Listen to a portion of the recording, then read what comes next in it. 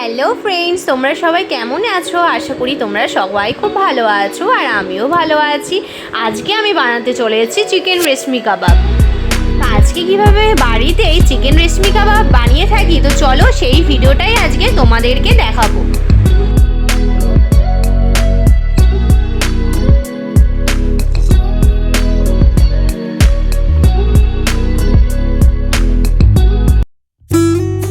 আমি এখানে পরিমাণ মতো বোনলেস চিকেন নিয়েছি আর সাইজগুলো দেখো মাঝারি সাইজে নিয়েছি। আর যেহেতু আমি কাবাব বানাবো তাই এর মধ্যে কিন্তু কোনো হাড় বা কাটা নেই। প্রথমেই আমরা মাংসটা ম্যারিনেট করে নেব। তার জন্য এখানে আমি লেবু নিয়েছি, তো লেবুর রস আর তার সাথে একটু লবণ দিয়ে ভালো করে আমি চিকেনটা ম্যারিনেট করে রাখবো।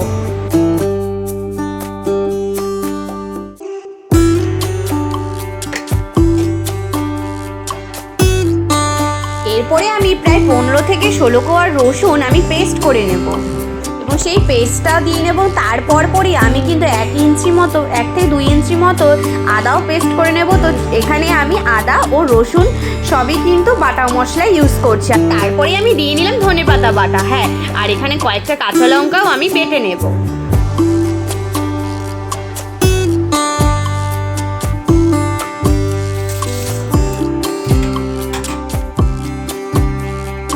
রেশমি কাবাব বানাবো তো তার মধ্যে তো টক দই লাগবে। তো আমি আমার পরিমাণ মতো, এখানে 250 গ্রামের প্যাকেট ছিল, তো আমি আমার পরিমাণ মতো টক দই নিয়ে নিলাম এবং তার সাথে গুঁড়ো দুধ, আমুল গুঁড়ো দুধ দেবো। এবং তার সাথে এখানে কিন্তু আরেকটা মশলা, জিরে, গোলমরিচ এবং ভাজা যে গরম মশলা গুঁড়ো হয় সেটাই আমি এখানে বেটে ব্যবহার করছি।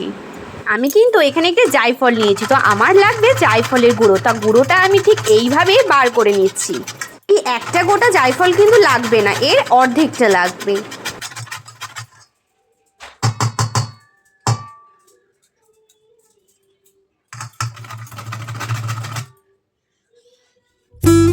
এখন আমি সমস্ত কিছু এই মশলাগুলো দিয়ে ভালো করে মাখিয়ে অন্তত 3-4 ঘন্টা প্রায় রেখে দেবো। তোমরা চাইলে আরও অনেকক্ষণ এই ম্যারিনেটটা করে এইভাবে রেখে দিতে পারো।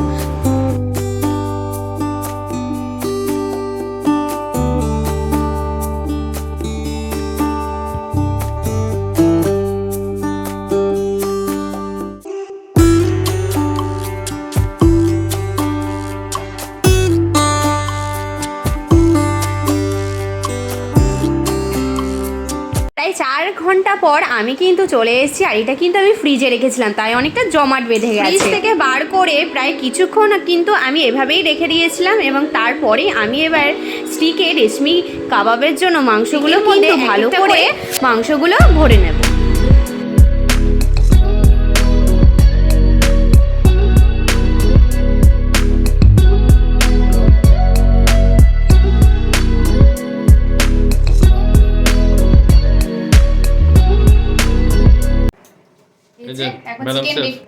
ম্যাডাম সেফ মাধবী সেফ চিকেন রেশমি কাবাব হবে। তো স্টিক দিয়ে করবো, তো একটা স্টিক দিয়ে করবো আর বাকিগুলো এমনি সাজিয়ে দেবো। তো চলো দেখতে থাকো ভিডিওটা। প্রথমে আমি কিন্তু একটু বাটার দিয়ে নিয়েছি। তো আমি কিন্তু রেশমি কাবাবগুলো বাটার দিয়ে ভাজবো। তবে কি বলো তো, বাটার দিয়ে করলে টেস্টটা কিন্তু আরও অনেক ভালো আসে। তো প্রথমে তো তোমাদের দেখালাম স্টিকে লাগিয়েছিলাম, তো ভাবলাম যে এইভাবেই করে দিত। স্টিকে থেকে আমার মনে হলো এইভাবে করাটা একটু বেশি সহজ হবে, তাই আমি আমার মতো এইভাবেই করার চেষ্টা করেছি। এরকমই সুবিধা।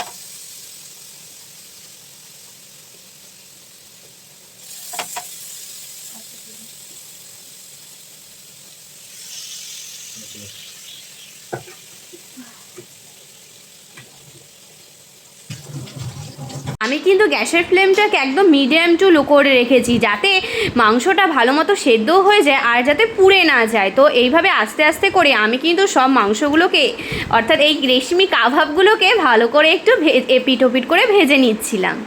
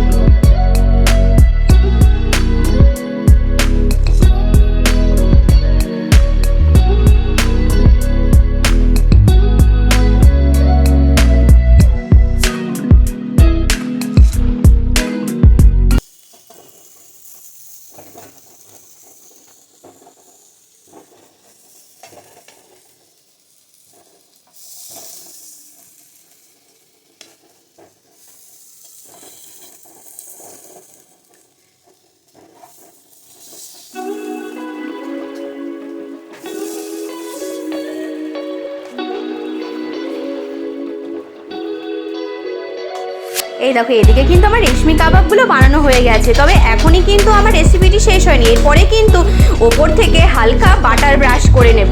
আর হচ্ছে যে ধনেপাতাটা ছিল সেই ধনেপাতা দিয়ে, রসুন দিয়ে আর একটা কাঁচা লঙ্কা দিয়ে একটা ধনেপাতার চাটনিও বানিয়ে নেব। তো আজকের মতো আমার ভিডিওটা এইটুকুই। যদি ভালো লেগে থাকে তাহলে চ্যানেলটি প্লিজ একটা লাইক আর সাবস্ক্রাইব করে দিও।